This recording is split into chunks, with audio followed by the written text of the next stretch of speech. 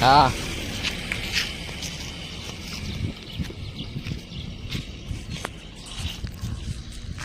જય શ્રી રામ, જય ગૌ માતા, જય દ્વારકાધીશ। તો મિત્રો હું છું ગામ છત્રાલાથી ગૌસેવક શ્રી સોલંકી સંજુભા।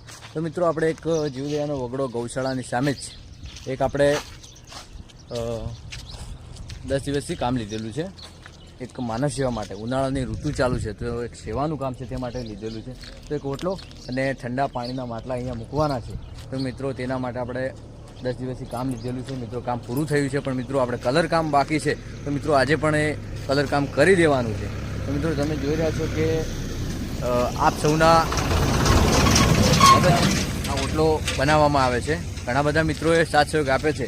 તો મિત્રો જેને માટલાઓનું દાન કર્યું છે, કોઈ સ્ટીલના લોટાઓનું દાન કર્યું છે, કોઈ સ્ટેન્ડનું દાન કર્યું છે।